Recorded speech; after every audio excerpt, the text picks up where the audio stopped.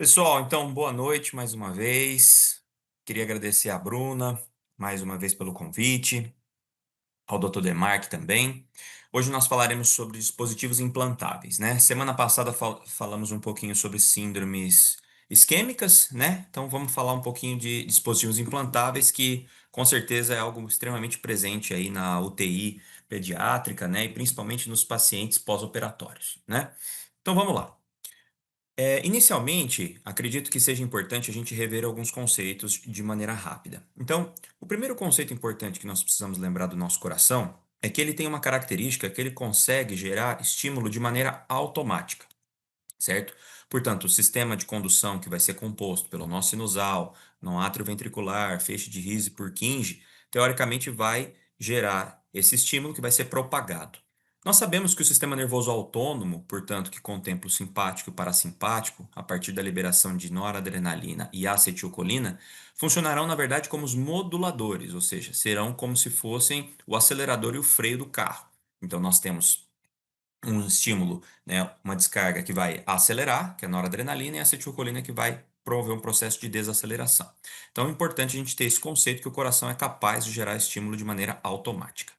O segundo conceito que é fundamental e que nesse caso vai ser muito importante para nós, o coração ele tem essa característica de ter células musculares que funcionam então na verdade como um sincício, ou seja, garante com que essas células estejam ligadas umas às outras a partir de algumas comunicações chamadas de gap junctions ou desmossomos, garantindo com que a propagação seja muito mais rápido. É muito mais eficiente você propagar de célula a célula do que se você tivesse que propagar através de de um meio, seja ele líquido, ar ou qualquer outra coisa, né? Então a gente precisa entender que o coração, na verdade, funciona como uma unidade. A partir do momento que você estimula uma célula num território, isso vai ganhando corpo de uma maneira exponencial até fazer a ativação de toda a massa ventricular. Da mesma forma, nós precisamos lembrar de um terceiro conceito, que o coração é um dos órgãos mais hierárquicos que nós temos, né? E essa hierarquia, ela tem uma relação direta, na verdade, não com dinheiro, beleza, mas com velocidade de disparo. Portanto, na verdade, a célula que comanda ou aquela que vai ser seguida vai ser aquela que tem a capacidade de gerar uma despolarização, portanto, uma atividade elétrica mais rápido do que as demais, certo?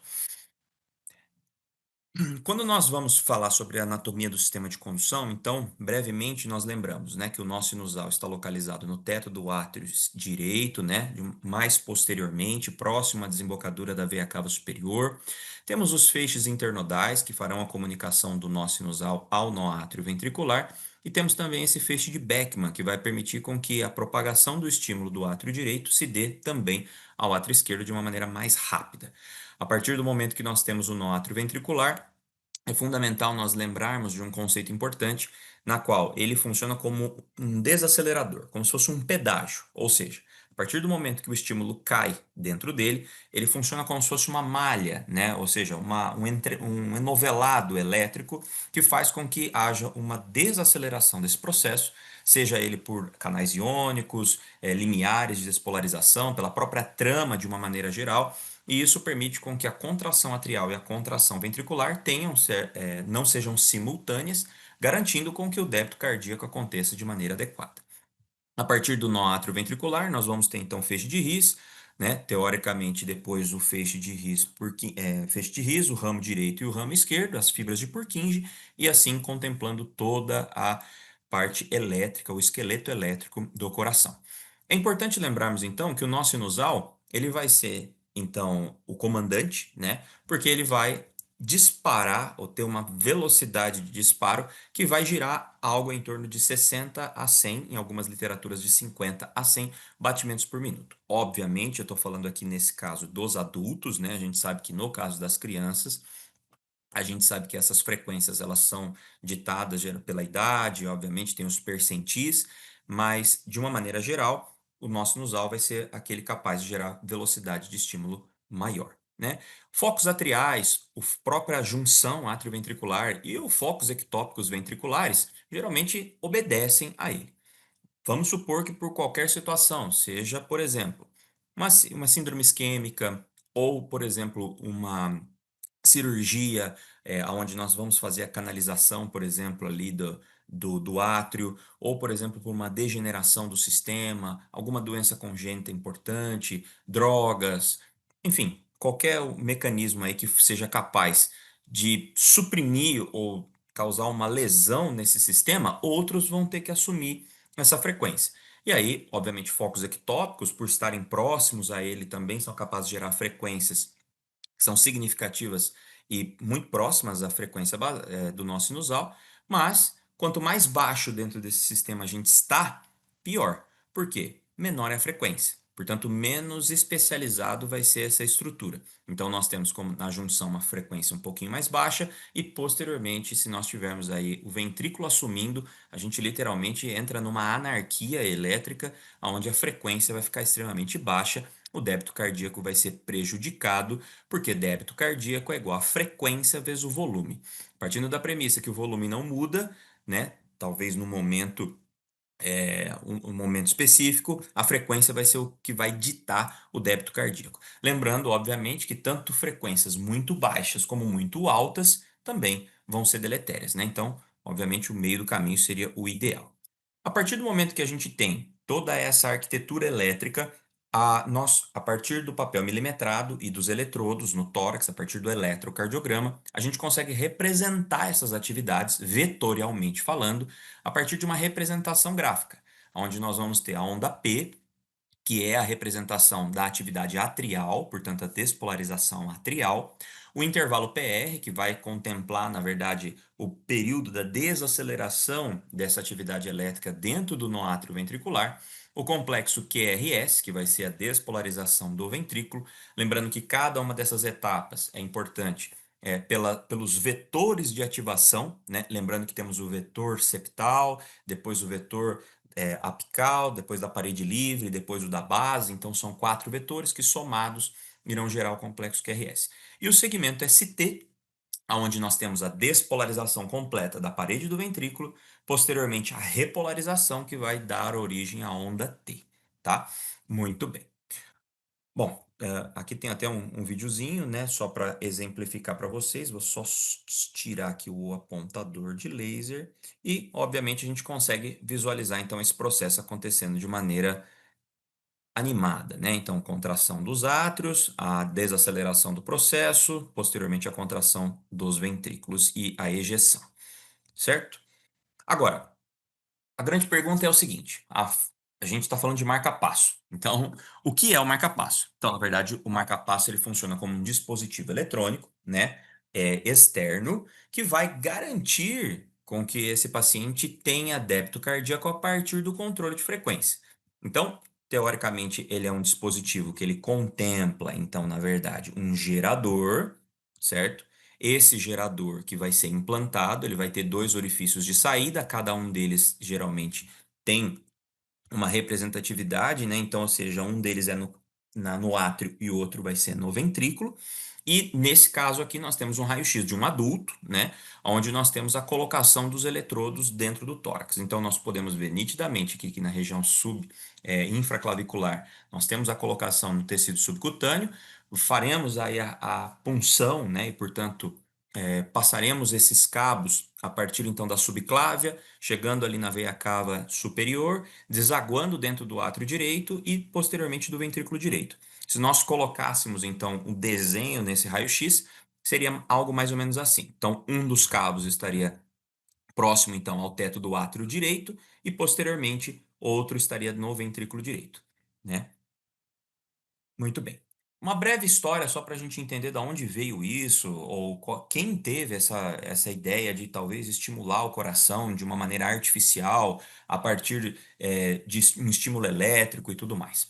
Então, como nós já sabemos, né, desde o século XVI, do século XVII, a partir dos estudos anatômicos, nós já começamos a ter alguns conceitos sobre como o coração funcionava.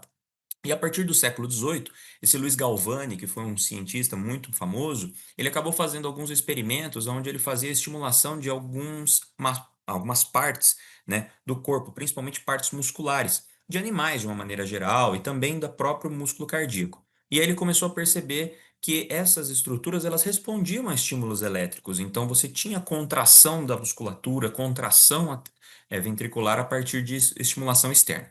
Isso obviamente foi o conceito base, e a partir aí dos primeiros protótipos que nós tivemos na década de 30, começamos a tentar gerar essa estimulação cardíaca de maneira externa, certo? Obviamente que isso era extremamente embrionário, né? A ideia inicialmente era tentar resolver um problema sério que era as bradicardias, né? Onde o paciente ficava bradicárdico, posteriormente levava a síncope, levava a dispneia, rebaixamento do nível de consciência, dor torácica, todos os nossos sintomas cardinais que a gente sabe de instabilidade e posteriormente poderia evoluir para uma morte súbita a partir de uma sistolia ou algo nesse sentido.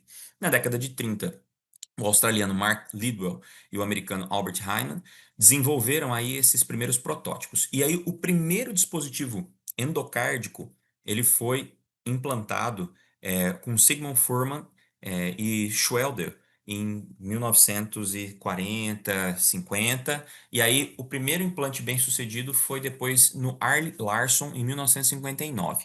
E o mais interessante é que o Arne Larsson ele implantou o primeiro marca-passo, foi na Suécia, e o primeiro marca-passo, se eu não me engano, dele durou 3 horas. Aí ele já fez uma troca de um segundo gerador, depois de um terceiro. No total, ele trocou 27 geradores ao longo da vida e ele não morreu de bradicardia ou de parada cardiorrespiratória, sistolia. Ele morreu de câncer.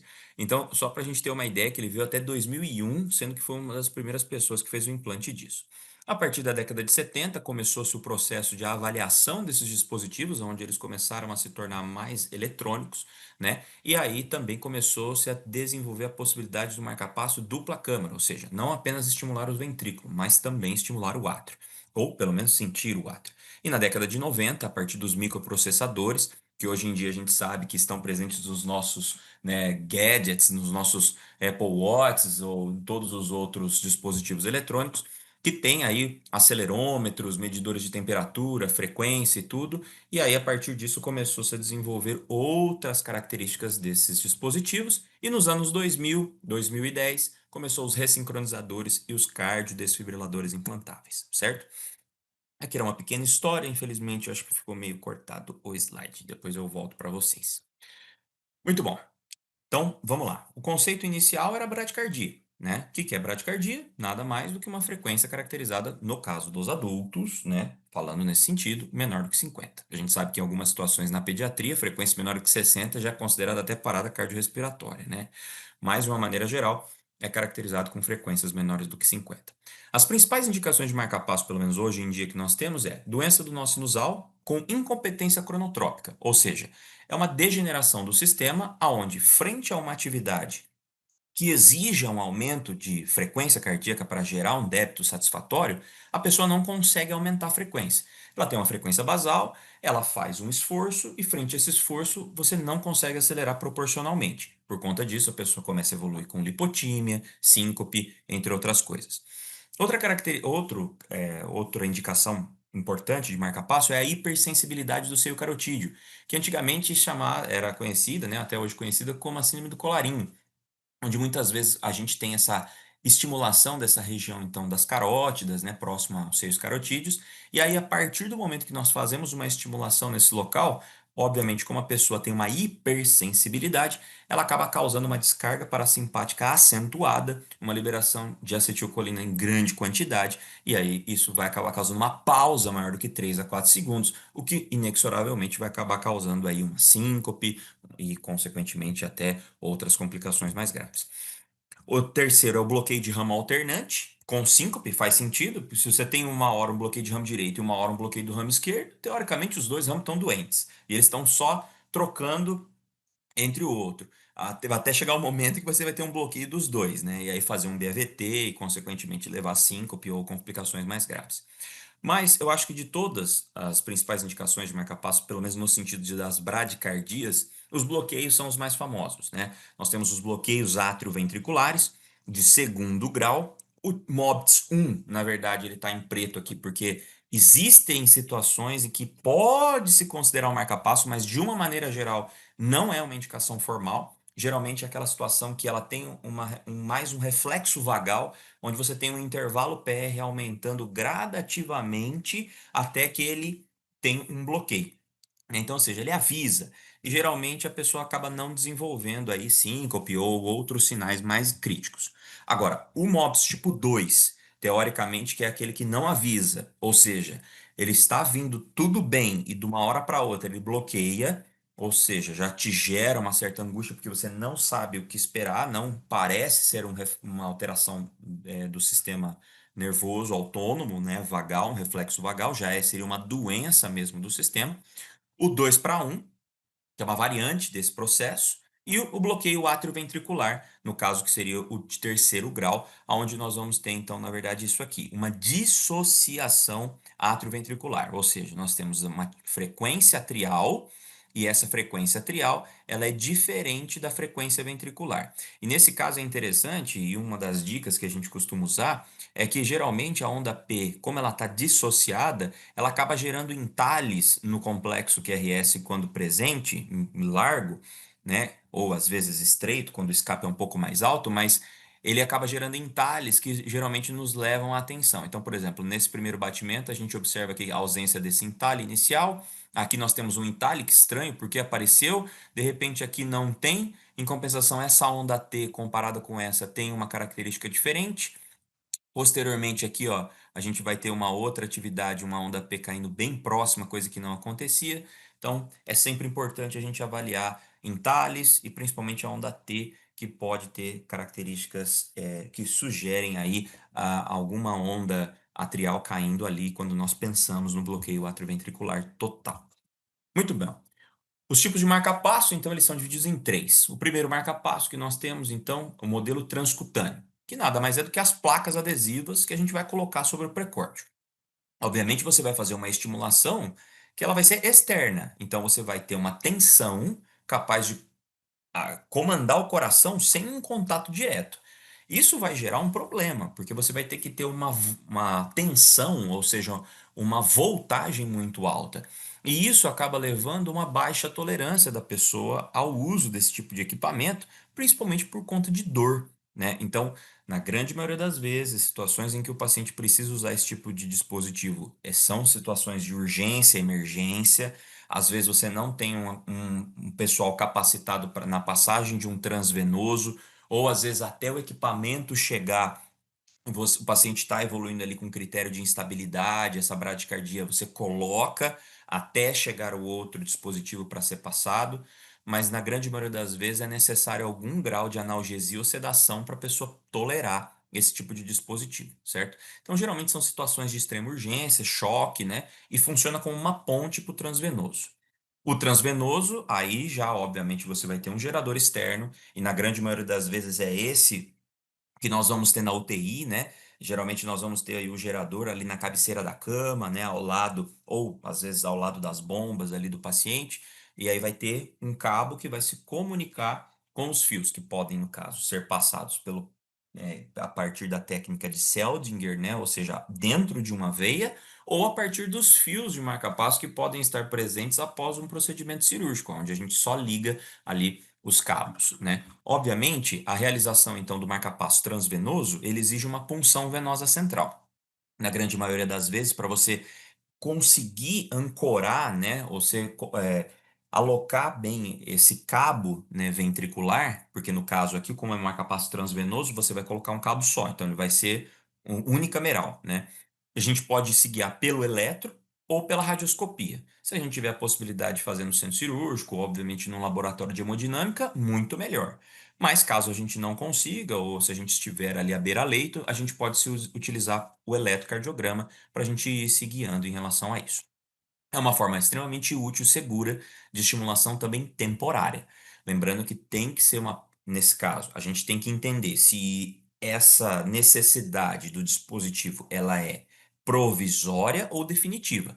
Se ela for provisória, teoricamente vamos resolver a causa base e assim que possível sacamos esse dispositivo. Agora, se ela for realmente algo mais definitivo ou não houver uma reversão da situação, aí é uma ponte para o definitivo, né? E lembrando que, obviamente, isso tem maior risco de complicação, porque você tem uma comunicação do meio externo com o meio interno dentro do coração, passando pela válvula tricúspide. Então, além de desencunhar, às vezes necessidade de realocar esse cabo várias vezes, além da contaminação, risco de perfuração, tem uma série de complicações, então, com esse tipo de dispositivo. Já a técnica do implante do marca-passo definitivo, então eu vou mostrar para vocês, mas normalmente, como eu disse, ele vai ficar naquela região infraclavicular, né, à esquerda, preferencialmente. Lembrando que nas crianças, principalmente que são recém-nascidos ou às vezes crianças mais jovens, a criança não tem estrutura nem óssea, nem tecido subcutâneo para acoplar esse gerador nessas regiões tão altas. E outra, o coração é pequeno, os vasos são menores, então geralmente a colocação dos eletrodos é epicárdica e geralmente fica no abdômen.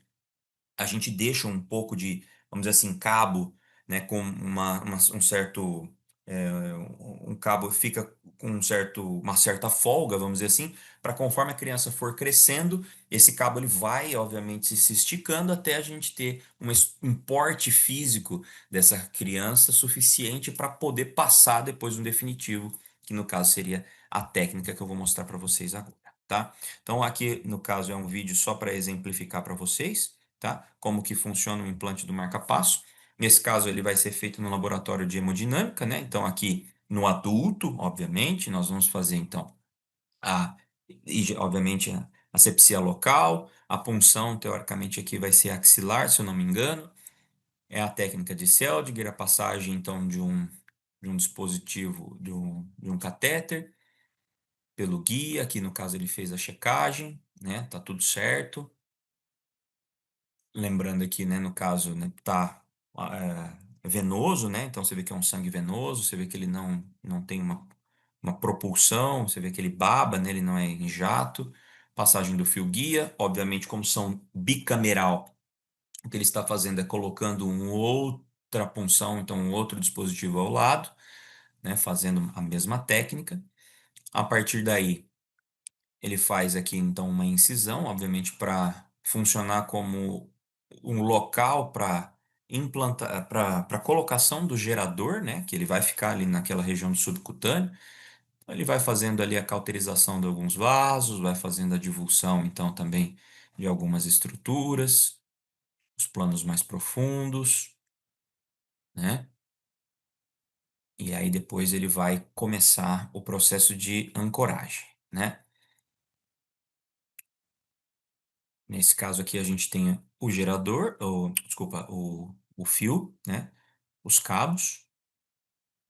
Aqui a gente vê, né? É interessante a gente ver, né? O processo, né? O coração batendo, né? E aí a pessoa tentando ancorar, né? Então tentando encontrar o ponto ideal. Então você vê que esse fio ele tem uma certa memória. Então vai dando um torque à direita, à esquerda, traciona para cima, para baixo, até conseguir encontrar o ponto ideal. Encontrou o ponto ideal nesse exemplo desse estilo de marca-passo. Então a gente tem aqui a fixação. Nada mais é do que um saca-rolhas, né? Você vê que ele vai dando torque, ele vai literalmente se imbricando ali, ele vai literalmente então se fixando na parede do ventrículo direito, né? A partir daí, a gente faz os testes, né? Testes, os limiares, fazemos os testes de sensibilidade, de captura. Eu vou explicar para vocês certinho o que é isso, né? Para ver se está tudo bem. Posteriormente, a gente vai acabar depois fazendo a colocação do outro cabo, e agora nesse caso vai ser o cabo atrial. Então, o mecanismo é exatamente o mesmo,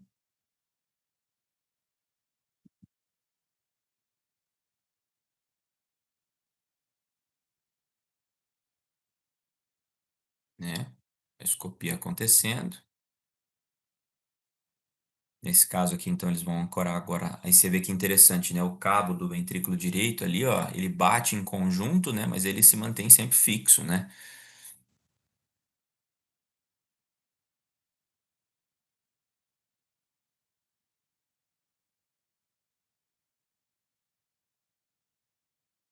Ok, encontrou o ponto próximo ali, ó, que seria o nosso sinusal.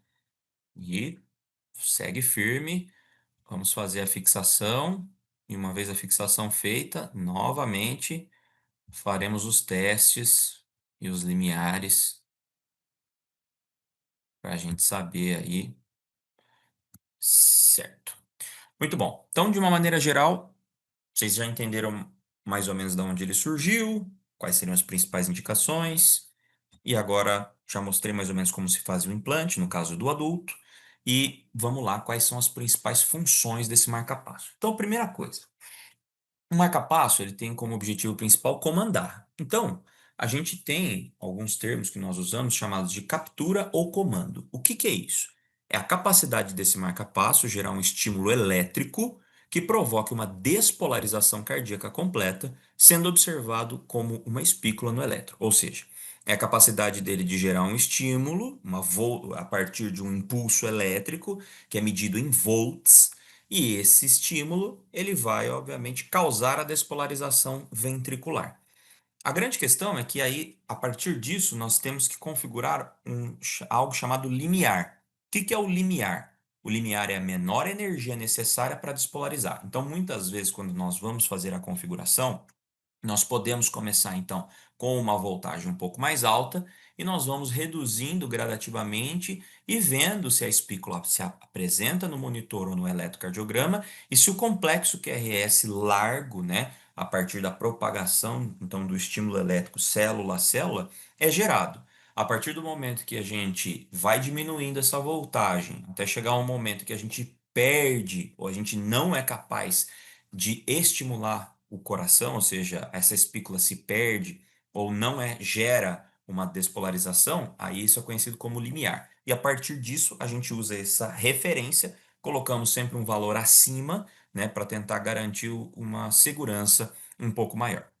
E uma outra coisa que nós precisamos entender também é que da mesma forma que o marca-passo ele é capaz de gerar energia ou despolarizar, né, gerar estímulo elétrico, o tempo que esse estímulo elétrico ele é solto, né? O tempo com que ele é realizado também é importante e ele é calculado pela largura de pulso. O que que é isso? É o tempo que o gerador leva para liberar a energia. Ou seja, então nesse caso aqui a gente consegue ver que nessa figura eu tenho a voltagem, então na verdade esse aqui que seria o limiar que seria 6 volts, a voltagem que no caso foi configurada normalmente são duas vezes o valor de referência, aqui é a captura, né, ou enfim, a despolarização, e aqui a gente tem a largura de pulso, ou seja, o tempo.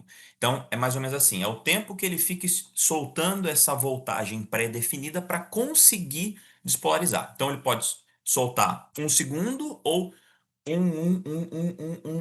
vários segundos ali, ou milissegundos consecutivos. Então, pensa assim, o consumo de energia desse dispositivo ele vai depender do quantos volts você vai precisar. O ideal é o menor possível, e obviamente a gente sabe que a localização do eletrodo faz diferença nesse sentido, e ao mesmo tempo, quanto tempo ele fica soltando essa voltagem configurada para conseguir gerar o estímulo que nós queremos. Então, nós temos esses dois conceitos, certo? Largura de pulso e comando ou limiar de comando. Outra coisa que a gente precisa entender também, que é uma das principais funções do marca-passo, é a sensibilidade, tá? O que que é isso?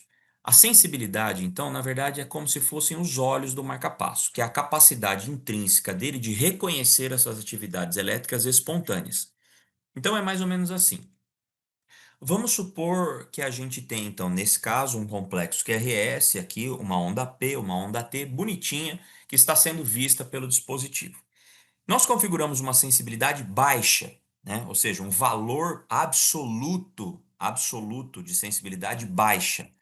Isso vai fazer com que ele perceba coisas a mais, a ponto de ele interpretar ondas P's, que por sua vez, ou outras atividades, artefatos, às vezes mobilizações do leito, coisas assim, interferências, e ele pode acabar interpretando, por exemplo, nesse caso, as ondas P's do paciente como sendo uma despolarização elétrica.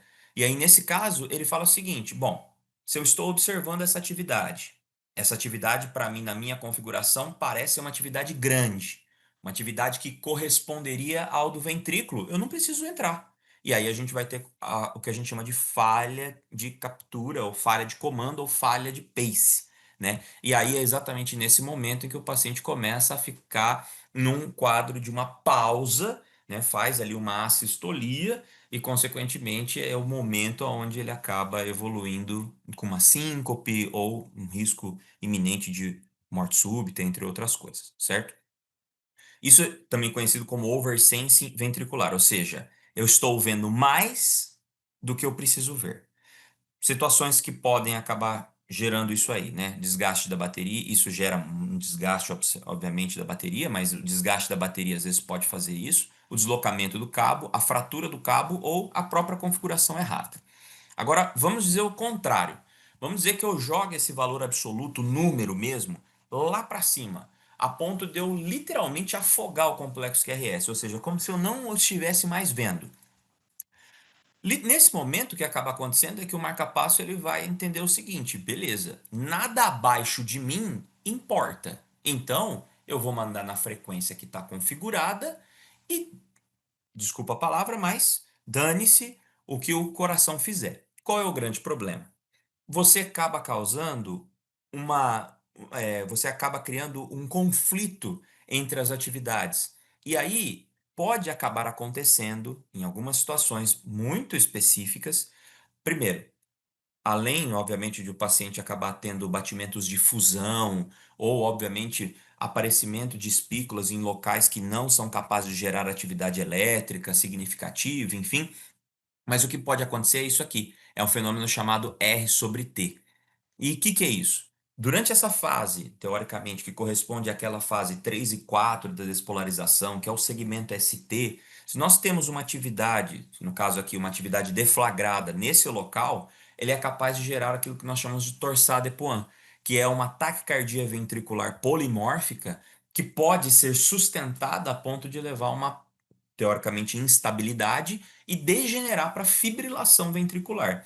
Então, nesse caso, é fundamental a gente tentar evitar isso a todo custo. Então, na verdade, a sensibilidade, o ideal é eu tentar configurar ela de uma maneira onde eu não veja onda P, não veja onda T, mas eu fique teoricamente vendo apenas os complexos QRS, aonde a gente teria teoricamente um entalhe bonitinho. E isso é feito da mesma maneira que o limiar de comando. A gente vai configurando, diminuindo, até de repente a gente começar a ter perdas de captura ali, ou pelo contrário, a gente começar a cegar a ponto de começar a ter as espículas acontecendo em locais anormais. Então a gente consegue fazer esse pequeno ajuste, certo? E aí é interessante porque todos os marcapassos, quando a gente vai analisar, ou até quando nós vamos, por exemplo, dar o laudo, por exemplo, de um eletro, de marca-passo, ou até analisar o modo, ele tem uma nomenclatura, existem algumas letras. E essas letras são importantes a gente entender. Por quê? Na verdade, as letras nada mais são do que as características que ele foi adquirindo ao longo do tempo. Pensa assim, se você fosse o desenvolvedor de um marca-passo, você, naquele momento em que está desenvolvendo um equipamento para resolver uma bradicardia, qual seria o seu objetivo principal? Estimular essa câmara para ela ganhar frequência. Então, na verdade, a primeira letra, ela define a câmara que é estimulada, porque na verdade foi a primeira coisa que ele fez. Então, nós podemos ter a câmara estimulada sendo atrial, ventricular ou as duas, que é de dual, que no caso seria as duas câmaras, né, de both chambers. O que que acontece? Quando eles começaram a fazer isso, eles começaram a ter muito desse fenômeno que eu expliquei, que é o R sobre T. Porque, teoricamente, você estimula numa frequência, o paciente está em outra, e fica os dois se degladiando ali, tentando assumir o ritmo, e aí você começa a ter batimentos que teoricamente são de risco. Então eles começaram a ver muitas arritmias ventriculares, outras complicações, falou, não, pera um pouco, a coisa não tá legal. Vamos tentar melhorar esse dispositivo. O que que nós podemos fazer? Vamos dar olhos para ele. Vamos fazer com que ele siga o coração da pessoa e não que ele comande. E aí, a partir disso, eles colocaram então a segunda letra, que no caso vai ser a câmara sentida. E aí, obviamente, eu posso sentir o átrio, posso sentir o ventrículo, posso sentir as duas, os dois, né? Ou nenhum, né? No caso aqui, Nesse caso, obviamente, a gente vai tentar focar principalmente nas primeiras três letras aqui. Então, eu posso sentir a câmara atrial, a câmara ventricular ou as duas. Aí pensa assim, do que adianta você olhar e nada fazer? A mesma coisa que você vê um assalto acontecendo, olhar e não fazer nada. Então não vai chamar a polícia, não vai fazer nada. Então, peraí, eu preciso de uma resposta a isso. Eu preciso saber se frente a isso que eu estou vendo, eu vou fazer algo ou não. E aí parte-se a terceira letra. A partir do momento que eu percebo alguma coisa, eu vou ou me inibir ou eu preciso estimular. Ou seja, se nada acontecer, é o meu momento de entrar. Se estiver acontecendo alguma coisa intrínseca do paciente, é a hora de eu me inibir. E, obviamente, da mesma forma, eu posso trigar, me inibir ou os dois. E a quarta letra, que no caso seria uma das características que, obviamente, os processadores ou os mini processadores na década de 90 e começo dos anos 2000 foram instaurados, é essa programação e com relação a controle ou modulação de frequência, que é muito interessante. Que, na verdade, o que que acontece? Eles começaram a colocar alguns processadores, alguns elementos nas pontas dos cabos, mas principalmente na ponta do cabo atrial, que permite que ele perceba algumas variações de frequência, no caso, variações de fluxo de sangue, de temperatura e também colocar um acelerômetro na ponta. Então, veja só, ele percebe que a pessoa está se movimentando mais, é a mesma coisa do relógio, que sabe que você está dando os passos. Consequentemente, ela entende que esse aumento do retorno venoso pela movimentação faz com que o fluxo de sangue que chega dentro do átrio aumente, então a percepção desse aumento de fluxo, e, consequentemente, além disso, a temperatura do corpo aumenta também. Então, aumento dessa temperatura. Claro que são questões de vírgulas, mas isso já seria o suficiente para definir o seguinte: esse paciente está aumentando a frequência, está aumentando a demanda, e aí, às vezes, a frequência pode assumir. Se não assumir, você tem uma configuração basal programada para subir até um valor pré-definido para a pessoa conseguir manter um débito cardíaco. Porque senão, se ela ficar batendo 60, 60, 60, 60, 60, e aí for, por exemplo, lavar uma louça, passar um pano no chão, subir um lance de escada, o débito vai ser insuficiente, porque você precisaria aumentar ele, né? Já que você não consegue mexer no volume sistólico. Então, isso é muito interessante, como essas letras elas acabam se misturando aí, né? E tendo aí o diagnóstico e o laudo descritivo. Muito bom. Então, aqui no caso, seriam alguns módulos de simulação que eu trouxe para vocês, né? Então, nesse caso, nós temos um traçado de Holter, onde nós temos, então, aqui embaixo, né, as espículas sendo detectadas pelo dispositivo. Nesse caso, as espículas estarão aqui, e como vocês podem ver, as espículas elas estão precedendo as ondas atriais, no caso, a onda P. Então, nesse caso, eu tenho, então, na verdade, um marca-passo, que ele vai estar estimulando o átrio. Se ele estimula o átrio, é obrigatório ele sentir o átrio também. Não tem como ele estar no átrio, estimular o átrio e não sentir. E aí, frente a isso, ele pode se inibir ou trigar. Nesse caso, como ele vai frente a um estímulo do paciente, ele vai se inibir. Então, nesse caso, eu vou ter uma AI. Eu estimulo o átrio, sinto o átrio e me inibo frente a uma atividade atrial que o paciente possa gerar, certo? Em contrapartida, nós temos esse outro traçado, onde aqui nesse caso eu tenho as ondas P sendo geradas de maneira intrínseca, só que os complexos QRS não são gerados. E por conta disso, a gente sabe que a própria configuração do marca-passo permite um intervalo PR de 200 milissegundos.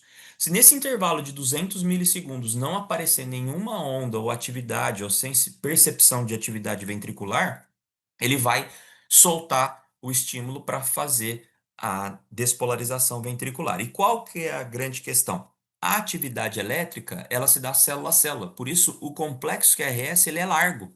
E isso é um grande chamariz, né? Quando a gente olha na questão, no caso anterior, nós temos aqui que o complexo QRS é estreito, nesse aqui ele já é largo. E você consegue ver também que o próprio eixo, né, nesse caso, muda, né? E por conta do processo e dos vetores de ativação e tudo mais. É importante a gente lembrar que normalmente o padrão que a gente espera é um padrão de bloqueio de ramo esquerdo, tá? No caso, porque está vindo da direita para a esquerda. Muito bom. Então, nesse caso, nós temos atividade ventricular, então estimulando o ventrículo, sentindo o ventrículo e se inibindo frente a isso, né? Só que nesse caso tem um detalhe a mais. Como eu estou seguindo a onda P, parte do princípio que eu também estou sentindo a onda P, concorda? Ó, olha que interessante nesse caso aqui. A dica tá nesse último batimento, ó. Nesse último batimento eu tenho duas espículas, ó. Eu tenho uma espícula que ela tá no átrio e uma que tá no ventrículo. Então quer dizer, tem-se alguma coisa sentindo esse átrio também.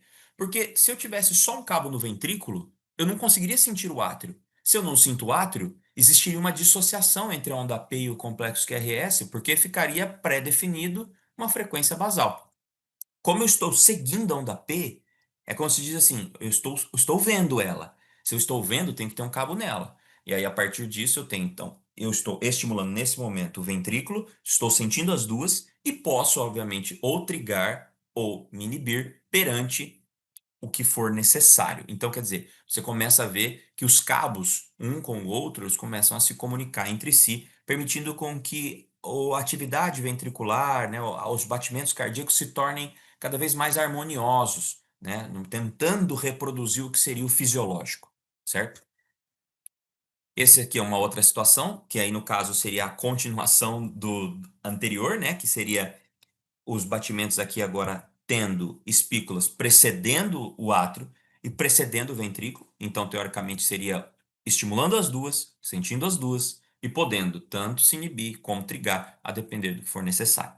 Então, DDD. E nesse caso, nós temos um paciente aqui, no caso, que ele vai ter uma fibrilação atrial.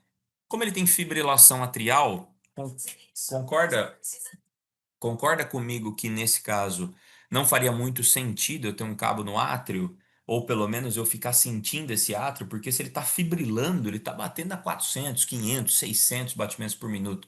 Praticamente eu não posso permitir que isso seja propagado, né, para o ventrículo. Então, na grande maioria das vezes, nesses cenários onde nós temos pacientes às vezes mais idosos, que já têm FA crônica, ou às vezes a própria configuração mesmo do dispositivo, porque se ele é DDD, ele pode gerar qualquer coisa. Ele pode fazer AI, VVI, VDD, qualquer coisa, né? Tudo vai depender daquilo que for necessário naquele momento. Nesse caso, eu tenho um VVI, ou seja, estimulo o ventrículo, sinto o ventrículo e apenas me inibo, né? Esse é um caso de um paciente com fibrilação atrial. Uma coisa importante, então, só para vocês terem uma ideia, vou tentar ver se eu consigo aqui. Não sei se vocês estão vendo ou não, mas acredito que sim. Então, aqui, ó, nós temos aqui, ó, esse aqui é um livro da Medtronic mesmo, só de análise de marca-passo. Aqui, então, nós temos sense atrial e sense ventricular, ou seja, AS e VS. O que que isso quer dizer? Eu estou sentindo o átrio e sentindo o ventrículo, então eu não tenho espícula. Então, eu tenho um PQRS, PQRS, PQRS, PQRS, PQRS. Em compensação, aqui eu tenho o contrário. Eu tenho uma estimulação atrial e um sense ventricular. O que isso quer dizer? Eu estimulo o átrio, mas eu sinto o ventrículo. Então, quer dizer, o problema aqui, na verdade, vai estar no nó sinusal, Eduardo, provavelmente, ou no átrio, desculpa, e não no nó átrio ventricular. Ou seja, a geração do impulso inicial é o problema, mas a continuação dele dentro do sistema, não. Em compensação, Eduardo, aqui eu tenho o contrário. Eu tenho um sense atrial e um estímulo ventricular. Ou seja, nesse caso aqui eu estou estimulando o átrio, desculpa, eu estou sentindo o átrio, só que eu não estou vendo a atividade vir na sequência. Então eu estimulo o ventrículo, mas sigo ele. Isso me garante que eu tenho cabo nas duas câmaras, né? E nesse caso aqui eu teria tanto um quanto o outro, né? Então estimulação tanto atrial como estimulação ventricular, certo? Muito bem. Claro que nem tudo são flores, né? E as complicações sempre podem existir. Então, as complicações elas são divididas em três grandes grupos. Aquelas que são complicações de curto prazo ou intermediário, né? Curto prazo ou imediatas, né? Que seriam geralmente complicações inerentes ao procedimento, né? Como pneumotórax ou hemotórax. Então, imagine nessa situação aqui, ó. Nós temos um paciente que foi colocar um dispositivo aqui à direita. Provavelmente na hora da punção, na hora de alocar os cabos, enfim, provavelmente deve ter triscado a pleura e aí acabou gerando aí um pneumotórax e consequentemente aqui a gente vê, né, no raio-x de controle uma atelectasia, né, uma compressão importante desse pulmão à direita e com ausência, né, uma oligoemia bem importante aí, né, uma ausência de trama vascular, o que é sugestivo realmente de um pneumotórax, né? No caso aqui ainda não tão hipertensivo, mas pode virar a qualquer momento. Outra complicação, implantar o cabo no ventrículo esquerdo, a partir de uma punção da artéria subclávia. Aí talvez já seria uma situação assim da emergência, né? Às vezes o paciente está chocado, às vezes na hora de puncionar, às vezes mais hipoxêmico, às vezes na hora de puncionar, você não tem, puncionou a artéria, não estava esguichando, ela estava babando, né? Então passou-se ali a impressão de que talvez fosse na veia, progrediu o guia, seguiu o cabo e aí você começa a ver que não tem como você fazer uma atividade elétrica normal, o bloqueio de ramo inverte, de repente você começa a ver que o hematoma surgir, a pressão aumentar. Então, punção arterial esquerda pode acontecer, é bem mais raro, mas nada impede de acontecer. Outra coisa é hematoma, né? Que esse já tem uma porcentagem bem mais alta, né? Conta, imagina, pacientes com discrasia sanguínea, às vezes chocados, então, ou plaquetopênicos por algum outro motivo, às vezes na hora do momento de você fazer, ou às vezes na hora de fazer a cauterização correta ali, né? Com o eletrocautério, ficou algum vasinho babando, consequentemente o hematoma pode acontecer. Outra coisa, que esse aqui já é um pouquinho mais complicado, é você perfurar o ventrículo. E aí você imagina, vamos supor que você está lá às cegas tentando encunhar esse marca-passo, vamos supor que você está na emergência, no adulto, no paciente pós-infarto, ou não, você está na UTI, o paciente desencunhou, está chocado, você vai lá, põe para, vai, põe, tira e põe, tira e põe, tira e põe. Lembrando que a parede ou a espessura do ventrículo direito, principalmente no caso do adulto, né, ele é muito fina. Ela é muito delgada, até porque é uma câmara de complacência, então ela não é uma câmara de tanta alta pressão. Então, teoricamente, você pode, aí, durante esse ato, acabar criando ali, na verdade, uma situação de perfurar e fazer um tamponamento cardíaco ou derrame pericárdico aí importante, né? Então, aí seria uma outra complicação. Uma dica nesse caso, se acontecer, é que o padrão de bloqueio do ramo, né, de em vez de esquerdo, vai virar direito. Então, isso é uma dica aí que provavelmente pode ter perfurado o ventrículo. Outras complicações, agora só que de nível mais intermediário, seriam as infecções. E aí, né, nesse caso aqui, por exemplo, a gente tem essas áreas aqui, né, com essa celulite presente, ó, pus, né, a própria extrusão do dispositivo mesmo, talvez por conta de quadros infecciosos. E aí o grande problema é a formação de biofilme e a comunicação dentro do coração. Então, teoricamente, a possibilidade de endocardite, né, principalmente de válvula tricúspide, ou a própria endocardite dos cabos mesmo. E aí isso é extremamente grave. Outra coisa são cicatrizações anormais, como hipertrófico ou queloide, que também são complicações de intermediário prazo. Insuficiência tricúspide grave, isso se dá muitas vezes na hora que você faz a ancoragem desse cabo. E às vezes a tensão dele fica muito tensionado e aí acaba criando uma dificuldade para o fechamento da válvula, e aí literalmente o próprio dispositivo funciona como um, um anteparo ali, né? Ele atrapalha e aí você acaba criando uma insuficiência tricúspide aguda grave. Então isso também pode acabar acontecendo. E a trombose venosa, né? Que às vezes vamos supor, pacientes aí que já têm mais do que um cabo de marca-passo, às vezes já usam marca-passos há muitos anos, às vezes tiveram literalmente que fazer ali, como se diz, manter ali os cabos dentro do peito e colocar outros, então cabo em cima de cabo, aí você vai fazer raio-x, o paciente tem vários cabos antigos, novos, ou às vezes também outras alterações estruturais, anatômicas, locais, enfim, trombose pode existir. E as complicações a mais longo prazo, né? Que no caso, obviamente as infecções sempre, né, estão presentes. Rotura do cabo, esse aí talvez é mais comum, às vezes principalmente em situações em que ou a pessoa ela não respeita ali o repouso ideal, ou às vezes acaba tendo algum tipo de trauma, seja um acidente, ou seja por algum tipo de situação.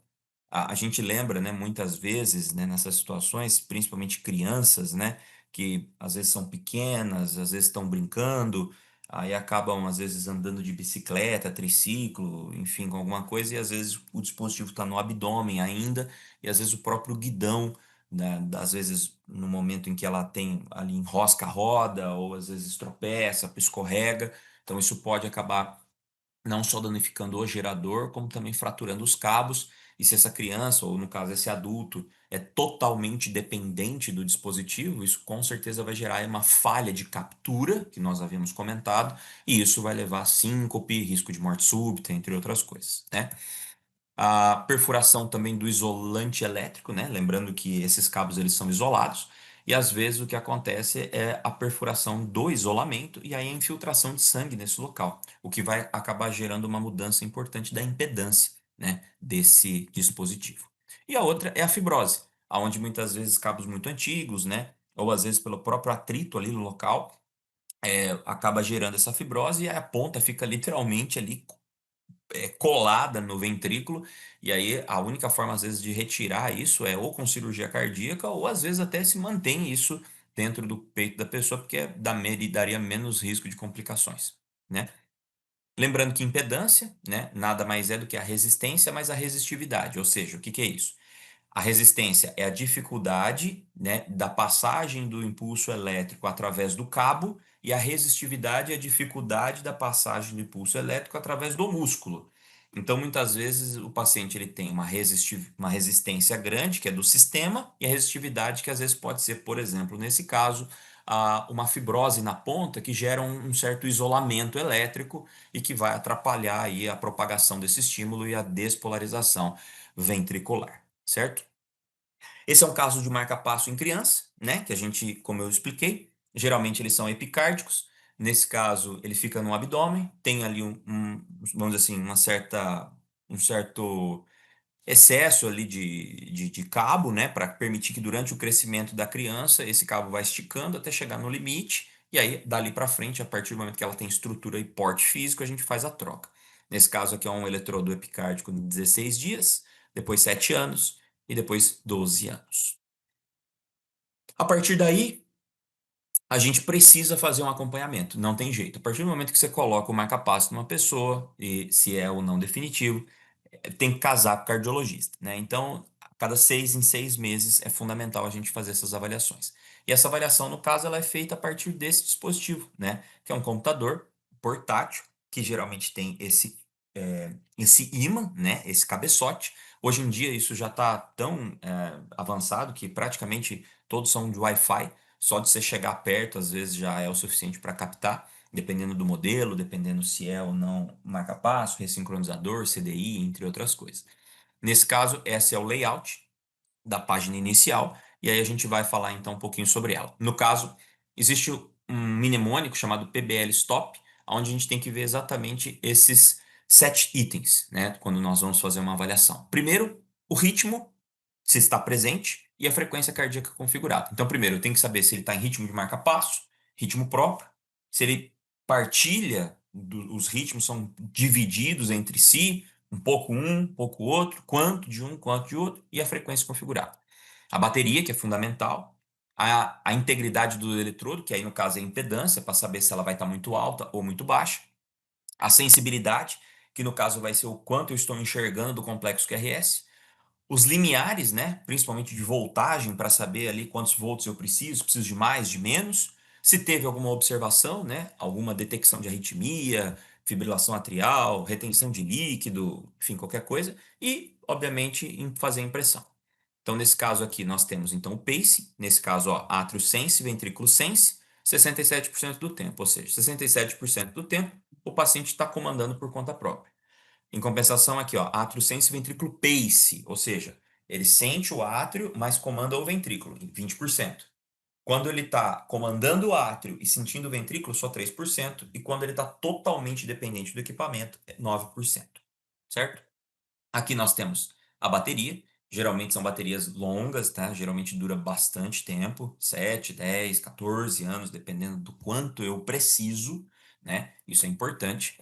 Outra coisa, a impedância dos cabos, né? Obviamente, impedâncias muito altas vão acabar sugerindo fratura, impedâncias mais baixas vão sugerir infiltração do cabo de silicone.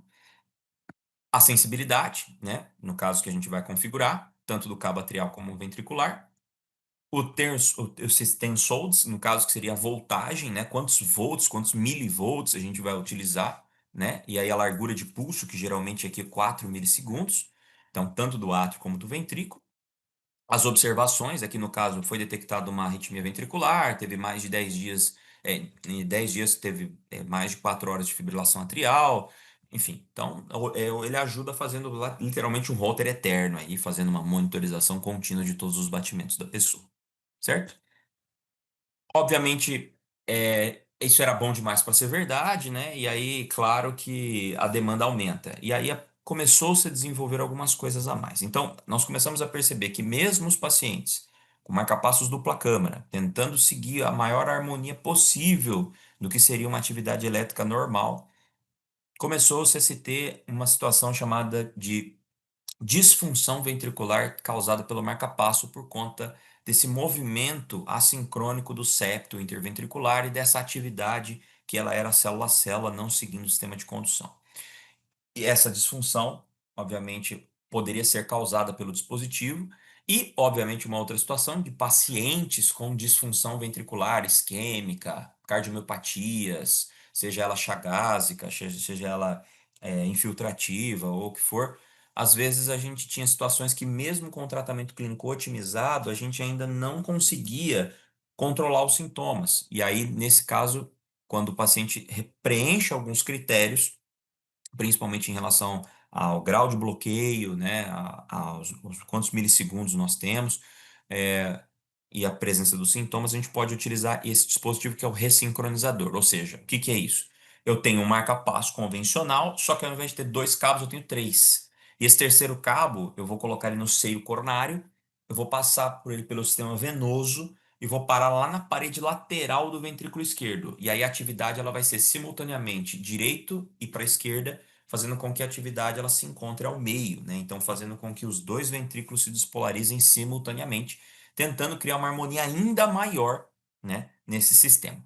Hoje em dia, existe um outro tipo de dispositivo que tem ganhado muito corpo, né, muita evidência, que são os estímulos, né, que a gente faz, só que no RIS, né? Então nós colocamos um marca-passo ali, né, no RIS, aí que teoricamente seria capaz ali de você estimular esse setor dali do sistema RIS-Purkinje e faria com que a atividade seguisse o que já existe. Então, teoricamente, é como se você entrasse dentro do sistema elétrico, soltasse uma atividade ali, e aí ela segue o esqueleto que já existe, fazendo com que seja muito mais fisiológico, né?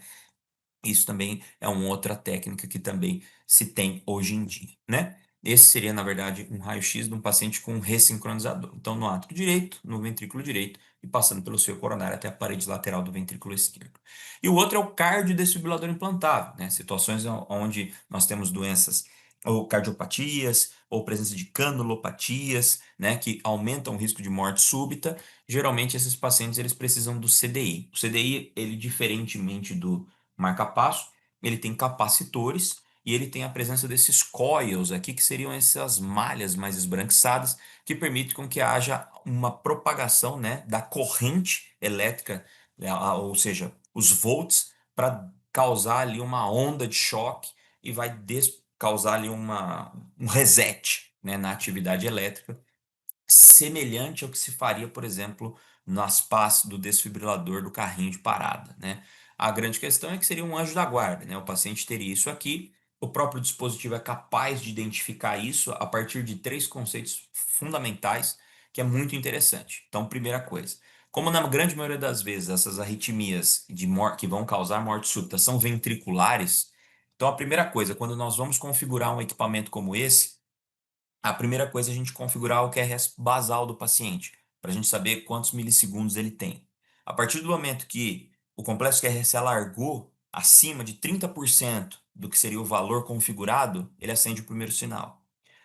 Segunda coisa, a partir do momento que você passa também numa frequência cardíaca pré-definida, acende o segundo sinal. E o terceiro é quando ele começa, no caso aqui, né, ele vai ser bicameral, ele começa a perceber que tem uma dissociação entre o que está sendo percebido no átrio e o que está sendo feito no ventrículo. Então, um complexo QRS largo, a frequência pré-configurada e a dissociação entre as câmaras começa a carregar os capacitores e depois ali de alguns segundos acaba soltando ali o disparo, né? E aí muitas vezes isso é capaz de ressuscitar a pessoa e trazer talvez ela de volta à vida com uma perspectiva de sobrevida, certo? Pessoal, era isso. Mais uma vez queria agradecer aí o convite da Bruna, do doutor. Espero que vocês tenham gostado, entendido, né? E fico à disposição de vocês aí para tirarem dúvidas se vocês tiverem alguma, tá bom? Muito obrigado.